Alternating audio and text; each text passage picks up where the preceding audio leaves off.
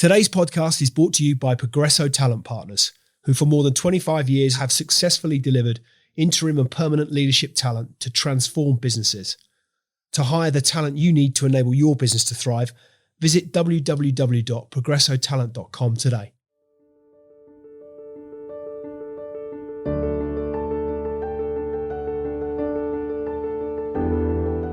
Ronan Finnegan is co-founder of Spacebands, one of the UK's fastest growing wearables companies.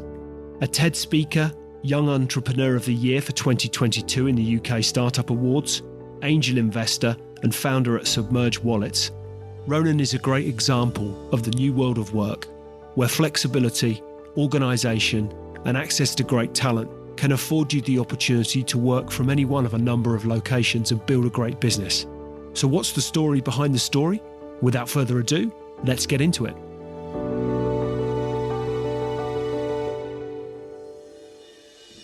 Ronan Finnegan, welcome to the Extrology podcast. Great to have you as my guest here today, and really looking forward to getting stuck into the concept of wearables. But before we get into that, I'm keen, as is customary with all Extrology guests, to get a sense of you and your background and how things got started for you. So for the benefit of listeners, tell us, where did you grow up and what therefore was childhood like for you? Sure, yeah. Firstly, thank you very much for having me on. I grew up in the southwest of the UK, in a little village called Marshfield, a little countryside place of nothingness with not all that much to do. So I spent a ton of my time playing sport and being outside with my brothers. And that's really how I got started. What sort of sports were you into as a kid? Everything and anything. And the same rule still applies today. But I'm a triplet. So my brothers always had...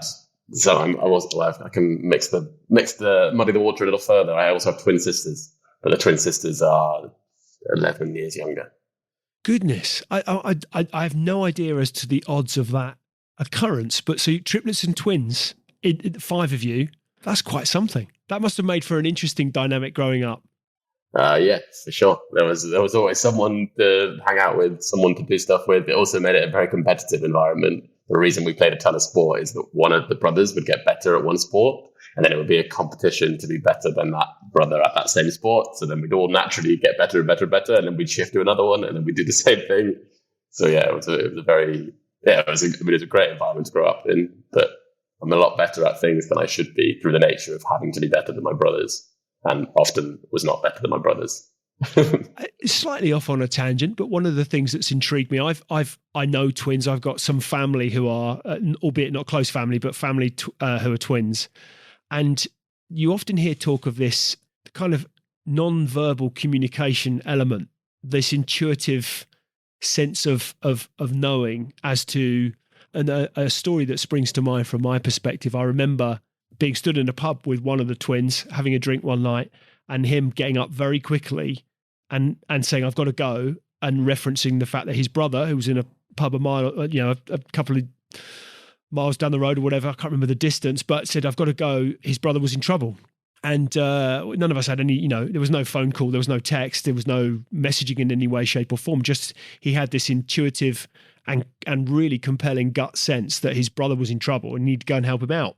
And so we disappeared off to this other pub, and his brother was indeed in trouble and was being picked on by a group of guys who were, looking to do whatever they were looking to do. And it was only our collective intervention. It wasn't me, but a group of us arriving en masse that kind of prevented. So I've heard, that's an extreme scenario, and let's not go down the rabbit hole of violence. But nonetheless, all of these this sense of communication. Do you have that between the three of you as triplets? Yeah, that is an extreme example. Yeah, it's a tough one. Maybe nowadays not so much. I've been asked this question frequently before.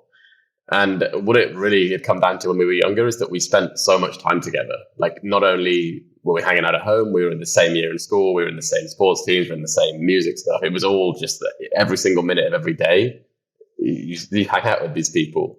So your intuition somewhat syncs together. So, I don't know, I'd be humming a song in the kitchen and then my brother would come down the stairs singing that same song. Like, what has that happened? These nuanced cases, as you described, have happened to us.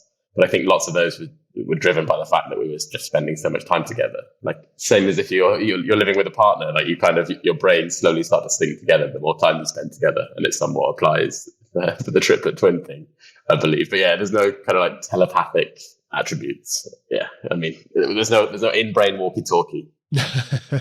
Interesting. So obviously we're going to come on to talk at length as to your business interests and the evolution of your business career. Have you a recollection as to perhaps when you first might have started to take an interest in business? Yeah, I mean, it was a young age, 12, 13 maybe. I'd go as far as saying, like, I was always just selling something, whether that was clothes on eBay, whether that was stuff that I was buying and shipping it up on eBay. I had an affiliate SIM card channel when I was like 14. I still get, it's a good one. I still don't pay for my phone contract half of the time because I have a referral program for SIM cards that I used to give out online to get £5 free credit. And every now and again, I just get an email appearing going, oh yeah, you got £5 dropped in your account. It's just some random person in Norway buying a SIM card from a channel that I set up when I was 12 or 13. But I've had a ton of them where I had, like a hardware repairs business, multiple product businesses, a marketing agency, mobile apps, and yeah, of course now the wearable brand that I'm running with Harry.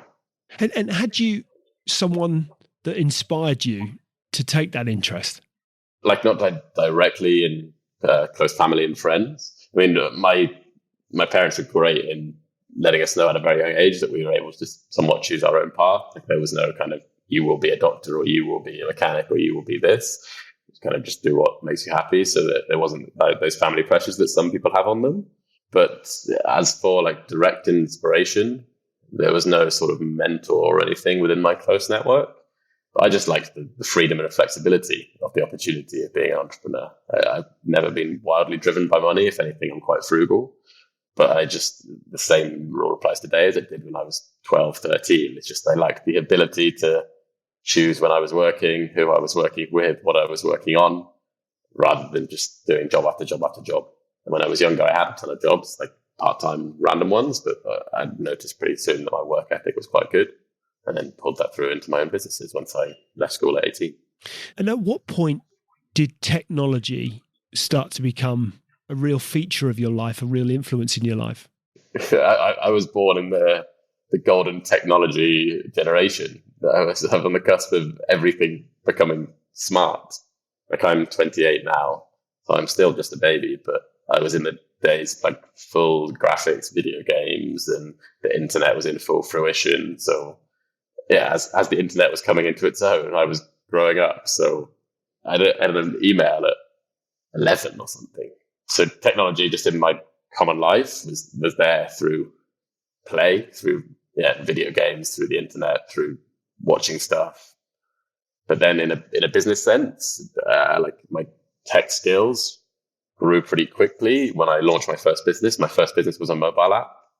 And I basically jumped into the deep end. I had to learn about how to develop technology through having no experience of doing so, purely on the basis of a concept of an idea that I'd had. And what was that idea? What was that first business?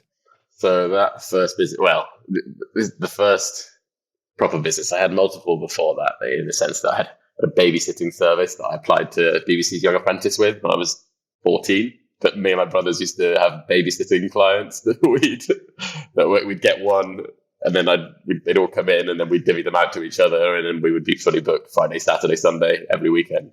So it would be 200 quid sat in our pocket that most other kids wouldn't have. But the mobile app business, sorry, I'm going in tangents here. The mobile app business was an alarm clock, but when you press snooze, you give money to charity. Goodness, what a great concept. Where did the inspiration stem from? The inspiration stemmed from the fact that I was a teenager who loved to lie in, and I could not get myself out of bed before 10, 11 o'clock. Same rule somewhat applies today. But at the time, I was just like, why, how can this not be fixed? Like, how do I make myself get up out of bed? And I was thinking about it, and then this idea popped along, and then I was like, okay, well, I'm going to download this app. Tried to download the app didn't exist, so I went out and I went and built it. So how do you even get started in that scenario? So yeah, I mean, I came into that concept with zero app development, web development skills. So step one, I tried to teach myself how to code. And I tried to teach myself how to code and realized within like a month or so that there was no way I was going to learn how to like fully code in a short space of time. And I looked at all other options. I ended up crowdfunding the idea. So at 18, it was just a relatively small crowdfund, but at 18, it was, of course, a huge amount of money. I crowdfunded $9,000 and then hired 2 developers off the back of that in India and a graphic designer in Italy. And then project managed the project, like genuinely. I project managed the project out first with Microsoft Paint drawings and some bullet pointed notes on a Word document. And obviously now the way that I project manage is a little bit different to that, but the simplicity of doing it in that way just seemed to work. And yeah, I had, of that $9,000, there was, I think about 20 people who put money in. So somewhat investors, albeit small ones. And yeah, we built the app, launched it, and the app was, it went well. I was in it was in a load of papers in the UK. I was on BBC Radio. I got invited to do a TED talk. Yeah, I mean, it hit international papers in Brazil, in India, in Australia. Largely, I mean, I'm aware now that it was, of course, largely driven by the fact that it was a concept, and also the fact that I was young when I was building it. It's a nice news story. And yeah, I was able to leverage both PR and marketing, and that's where I kind of found my best skill set. And today, that's today in the business, I do more or less everything, but marketing is really like my strong point. And that was driven by launching this app and learning about everything surrounding business and the marketing that would give it this international coverage. Inevitably, I would ask the question as to what it is that you learned from that first experience. But to your point, marketing, well, let me ask the question rather than make that assumption. What did you learn? I mean, you've mentioned marketing there, but what did you learn from that first foray really into the tech space, I guess?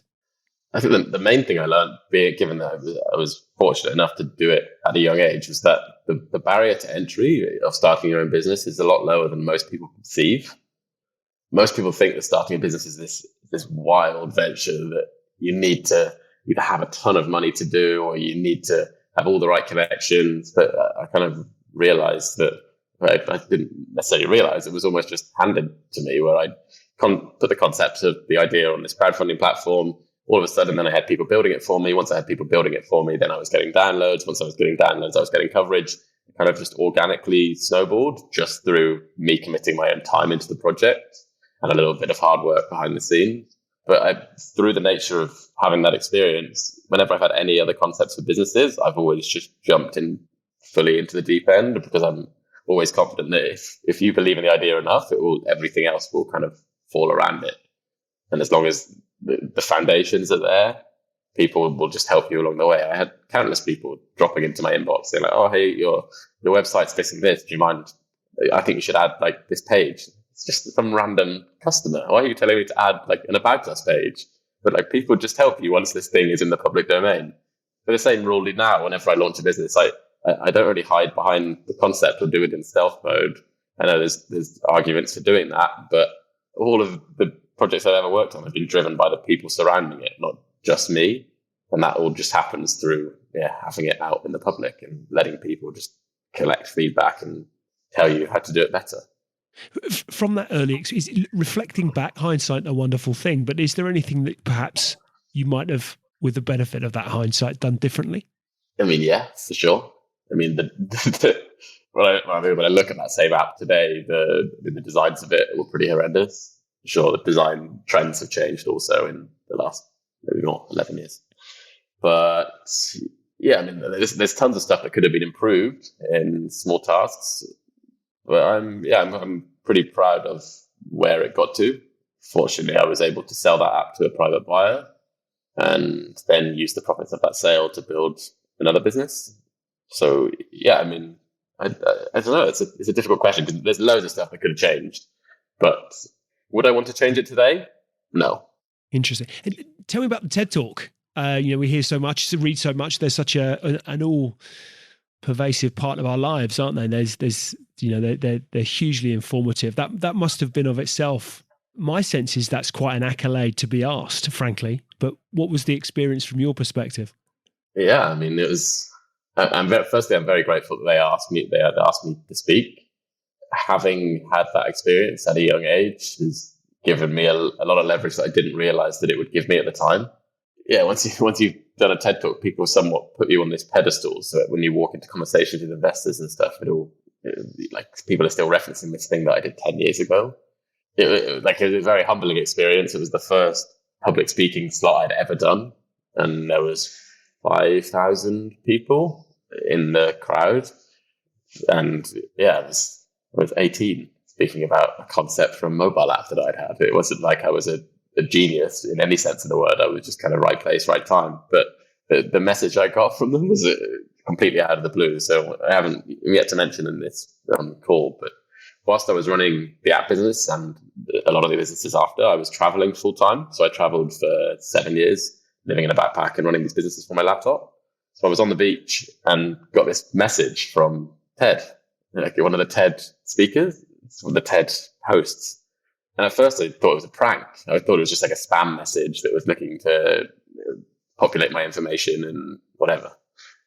And yeah, it was them asking me if I wanted to speak. So I ended up going back to the UK and doing that speech. Yeah, I wasn't expecting it at all, but yeah, I'm very grateful that it happened.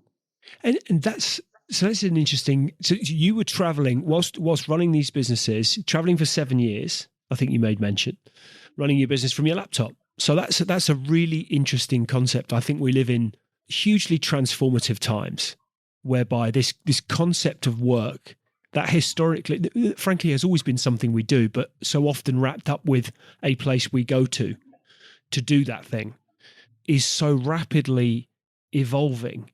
And there's not, I don't think, a business out there that isn't wrestling with this concept of how, what is work? What is this thing called? What does it look like? How do we measure it? How do we build culture? How do we build shared value? How do we build a business with this sense of remote working, home working, hybrid working, office working? What is it now? And so, but you'd obviously, is it fair to say you weren't, I'm not sure tainted is the right word, but your experiences, your knowledge wasn't, you didn't have that. So you just thought, well, anything's possible. I have laptop, will travel, can do things. You weren't hindered by previous experience, I guess. Is that a fair assumption?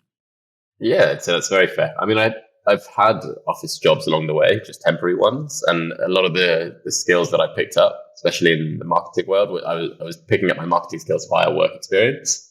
I was a young age, and I was running after the mobile app. I had a marketing agency and was looking for these marketing skills, and whether I do courses or whether I step into offices and actually see how these marketing agencies are doing it. So I would apply to these marketing agencies, asking for a week or two's work experience to learn about PPC or social or whatever that might be.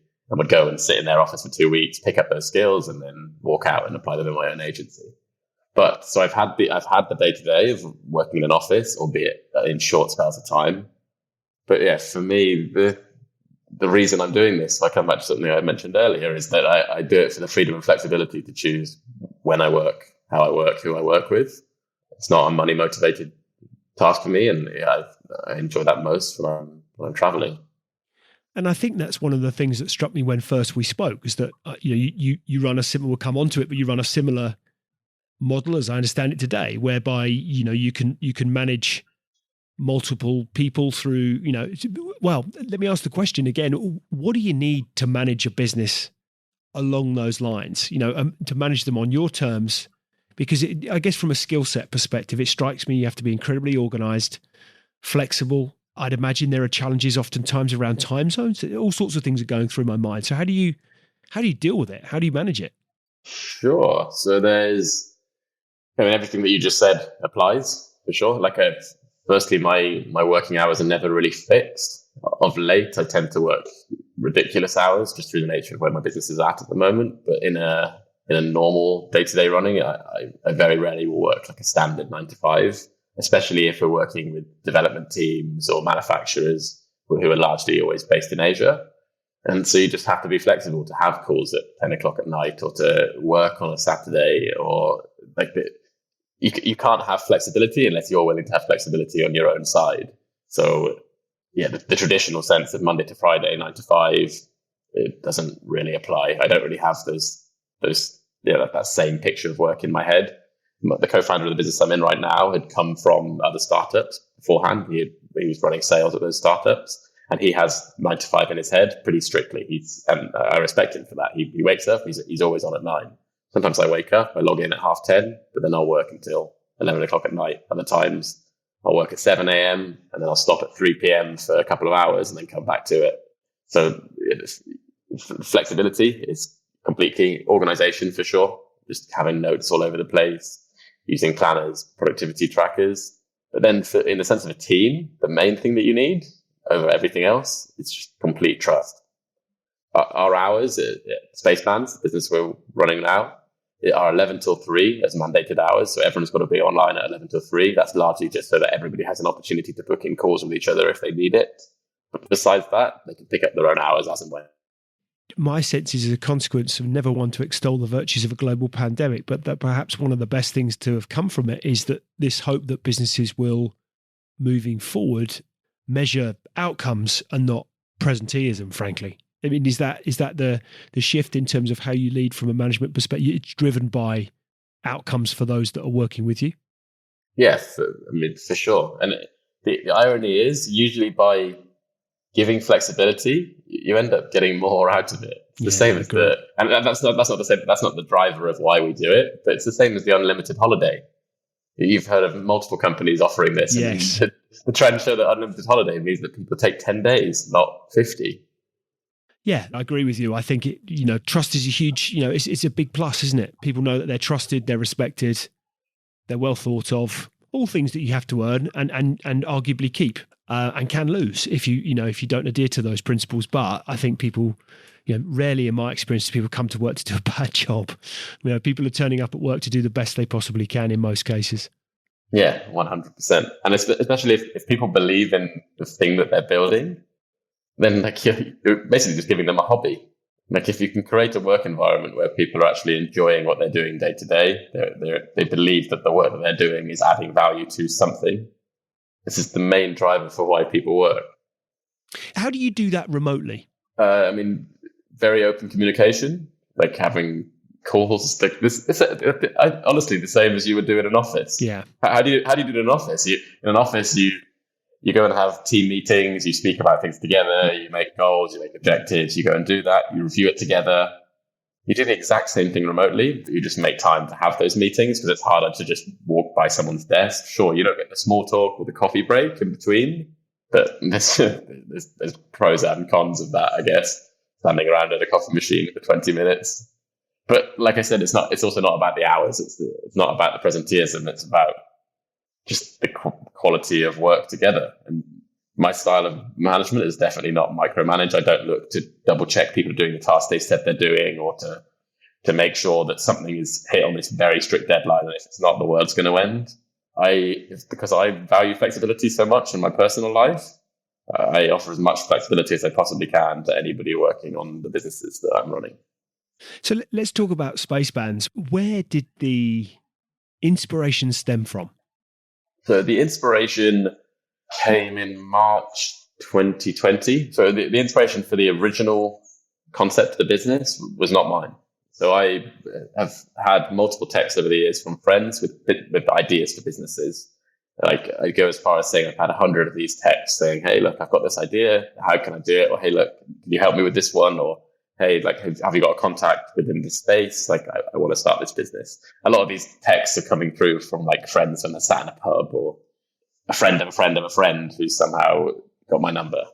But I had this text from Harry, who's a childhood best friend who went to school together when we were like 11, saying, "Hey, I've got this concept for a social distancing device that will, at the time, it sounds very Black Mirror as I say this, but it was to fix the issue that all the school children were returning to school whilst the pandemic rates were really high, and nobody knew how they were going to keep the school kids apart. So the concept was this device that would beep and vibrate when two kids came together, and like, again, it sounds very Black Mirror as I'm saying, but in like a it wasn't meant to be a punishment. It was just meant to be like a gentle nudge to move back into a safe distance.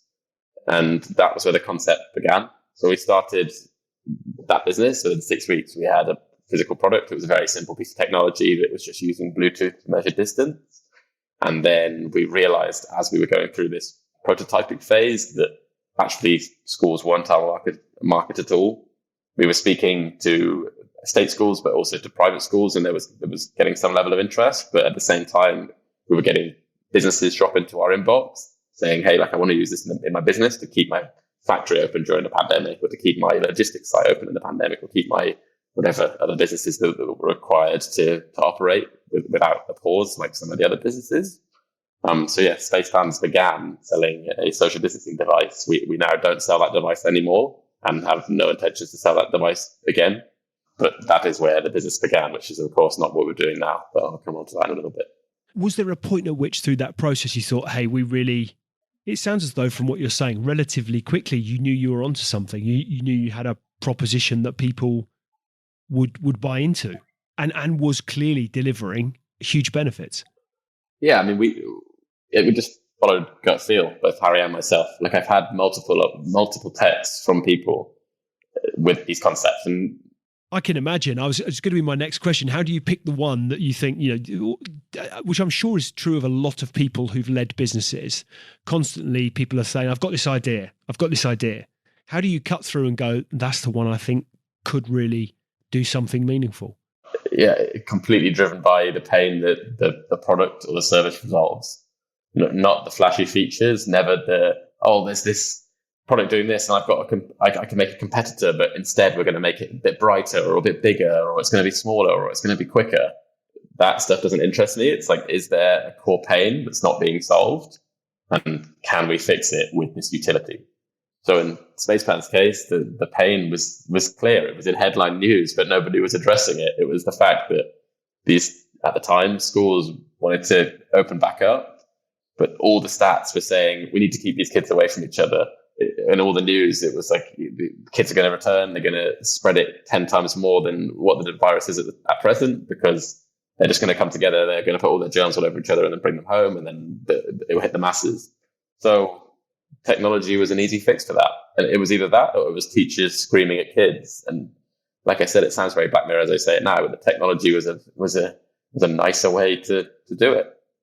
So how did you pivot, or what did you pivot? What does Spacebands look like and therefore looking to achieve now? Yeah, so we launched the original concept in June 2020. I think is when the product actually went out for sale. So we sold that product for about a year, but we realized pretty quickly, I mean, in the first couple of months, that business didn't have longevity. It was only alive as long as the pandemic existed. Yeah. And secondly, it was only alive really as long as government guidance suggested that the pandemic was there and existing. So the reason that we didn't have all that much competition was because that we were battling against a time that nobody knew at the time when nobody knew what the end date was. We were managing our supply chain. We were managing everything on the premise that the government could come out the following week and say, yeah, the pandemic's over. Don't worry about it. You don't need to have this technology anymore. So we turned to our customer base in September 2020. So it was only 3 months after launching that original product. Say, look, hey, like, we don't know when the pandemic's finished, but we now have cash flow and time to build something. What are the issues in your day-to-day job that we can fix? And the people we were speaking to were health and safety managers, because they were those who were often in charge of dealing with COVID. It was either the C-suite executives or the health and safety managers in these big businesses who are using the product. So the pain points that we've resolved and the pivot that we've ended up taking are all health and safety based. So our new product is a health and safety wearable that detects a whole bunch of hazards. There's 15 hazards on the device when we're launching it. And then we have a reporting system that analyzes those hazards so that health and safety managers can derive decisions about how to improve their safety performance. So to set some context, one of the features on the device is a decibel reader for loud noise. If loud noise events are going up and up and up each week, either the factory will know that they've got faulty machinery, so they can address that directly. They might need to inform staff of training or certain certification, or they might need to make PPE purchases like protective headphones. Now, there's multiple hazards on the device. We also have building occupancy monitoring. We have overworked hours. We have machine-to-person collisions. We have PPE prompts when you walk through certain points of a warehouse or a construction site. I could reel them all off, but yeah, you get the picture. It's a hazard perception device for manufacturing construction sites that will keep people safe and save their lives. And then you're capturing the data that sits behind that to inform those people in the organization the decisions they'll need to make.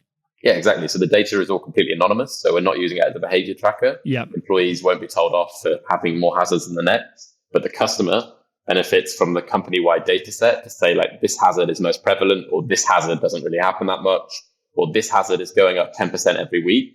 You have a real issue with this. You need to address it before somebody gets run over by a forklift, or before somebody breaks their back and has a claim, or before someone's working at height and they've overworked hours. And so you basically stop the risk happening before it actually happens by looking at the historical data and then analyzing it and making decisions to improve your performance from looking at that data. And there's nobody doing that in the market at the moment.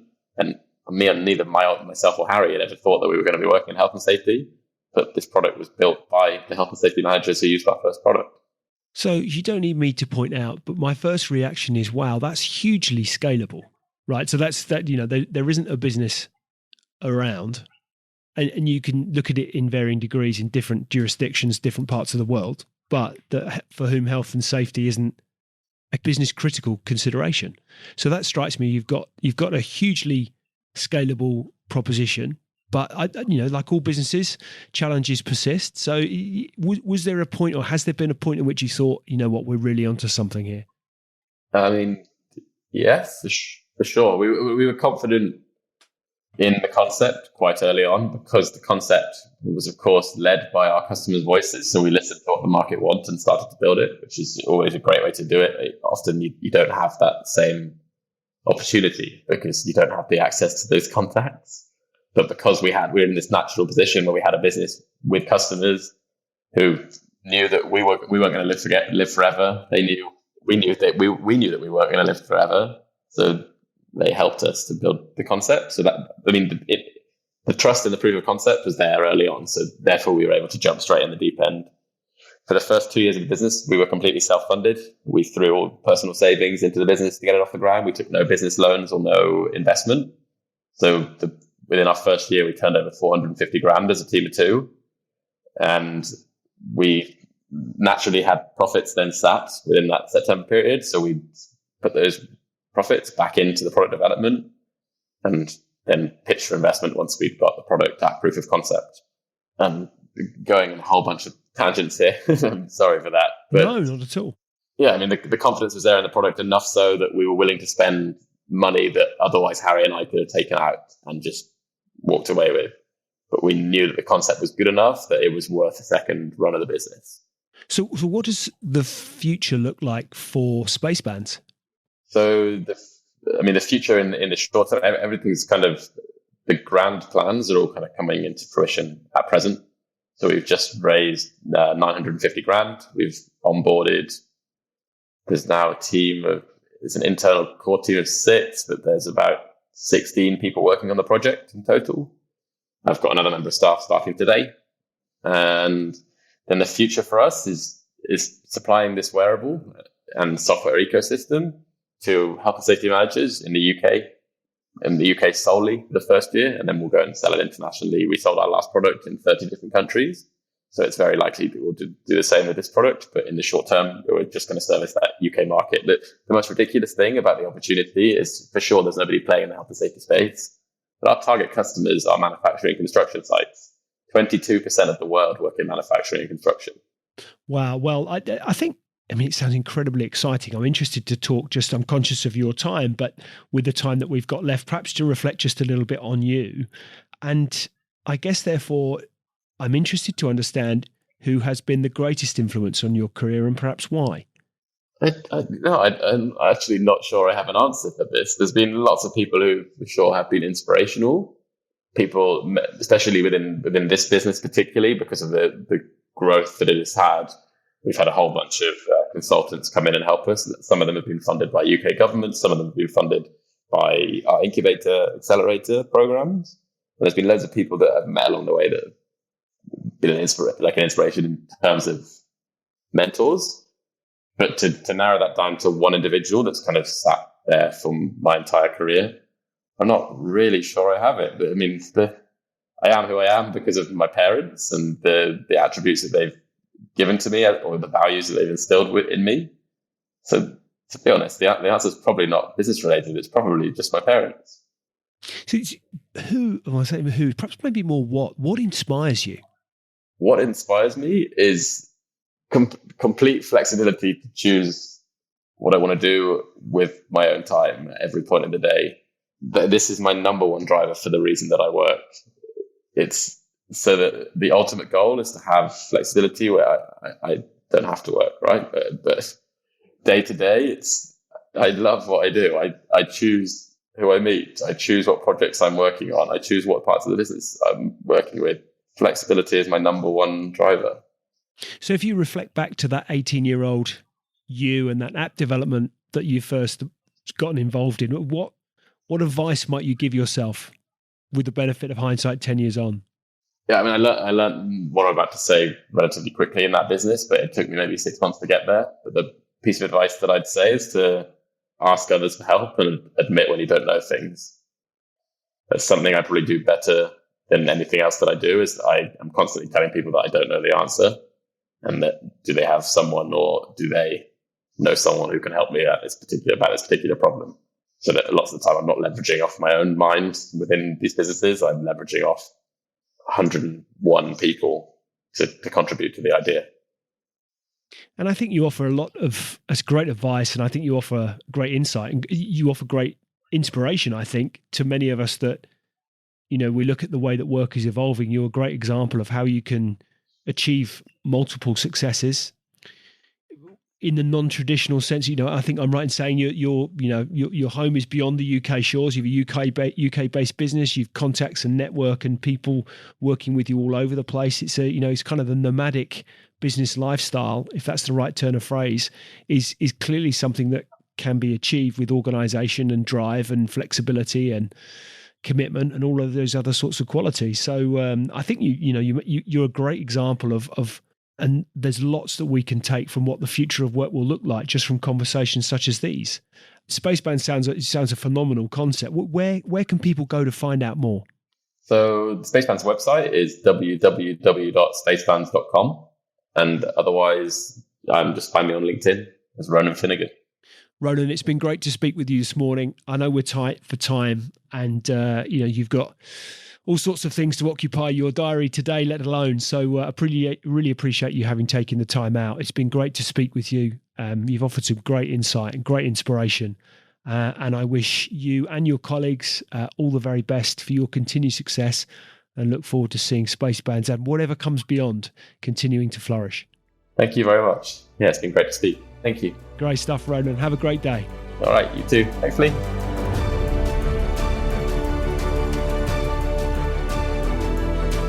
Hi, ladies and gentlemen. Thank you for listening to today's Extrology podcast. I really appreciate your audience and ears. If you've enjoyed it, then why not hop onto iTunes and give us a review? I'd really appreciate anything that you might have to say. Any feedback always gratefully received, and look forward to hosting you next time. See you soon.